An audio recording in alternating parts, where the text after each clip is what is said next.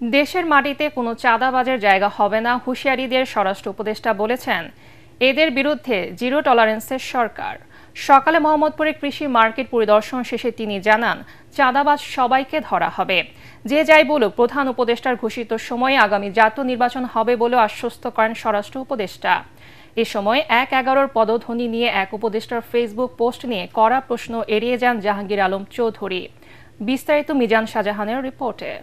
সব মশার বিরুদ্ধে সুরক্ষা দিতে এলো বসুন্ধরা এক্সট্রিম অ্যারোসল। মশার বিরুদ্ধে এক্সট্রিম সুরক্ষা।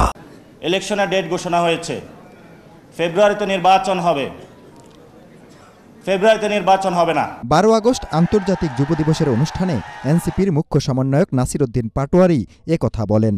নতুন সংবিধানের জন্য গণপরিষদ নির্বাচন চায় জুলাই অভ্যুত্থানে নেতৃত্ব দেওয়া সমন্বয়কদের দল এনসিপি। বর্তমান সংবিধানের অধীনে নির্বাচনে না যাওয়ার ঘোষণা দিয়েছেন তারা। জামাতও বলছে, নিম্ন ও উচ্চ উভয় কক্ষে পিয়ার পদ্ধতিতে নির্বাচনের দাবিতে আন্দোলনে নামবে তারা। এ অবস্থায় নির্বাচন নিয়ে কোনো শঙ্কা আছে কিনা জানতে চাইলে স্বরাষ্ট্র উপদেষ্টা বলেন, কারো কথায় আটকে থাকবে না ভোট। রাজনীতির ব্যাপারে প্রধান উপদেষ্টা যেটা বলেছে ওর উপরে আমাদের কারো কোনো কথা নেই। স্যার যেই তারিখে বলছে ওই তারিখে নির্বাচন হবে, যেই মাসে বলছে ওই মাসেই নির্বাচন হবে। অন্তর্বর্তী সরকার দায়িত্ব নেওয়ার এক বছরে সবচেয়ে বেশি সমালোচনা হচ্ছে দেশব্যাপী চাঁদাবাজি ও মব সন্ত্রাস নিয়ে। এসব বিষয়ে একদল আরেক দলকে দোষারোপ করছে। সম্প্রতি মোহাম্মদপুরে জেনেভা ক্যাম্পে চাঁদাবাজি ও সন্ত্রাসীর ঘটনায় রীতিমতো আতঙ্কিত ওই এলাকার বাসিন্দারা।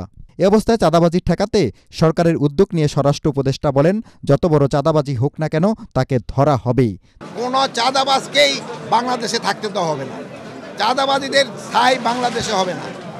এটা যে যত বড় চাঁদাবাজি হোক না কেন তারে আমরা আইনের আওতায় নিয়ে আসবো। এই ওয়েস্টিনের নিচে সাদা সিএফ মোটো বাইকে হেলমেট লাগানো অবস্থায় আমার সাথে কথা বলতেছিলেন একজন উপদেষ্টা। সম্প্রতি চাঁদাবাজির ঘটনায় বৈষম্যবিরোধী ছাত্র আন্দোলনের সাবেক নেতা জানে আলম অপুর জবানবন্দিতে উপদেষ্টা আসিফ মাহমুদ সজীব ভুইয়ার সম্পৃক্ততার বিষয়ে জানতে চাওয়া হলে তা এড়িয়ে যান জাহাঙ্গীর আলম চৌধুরী।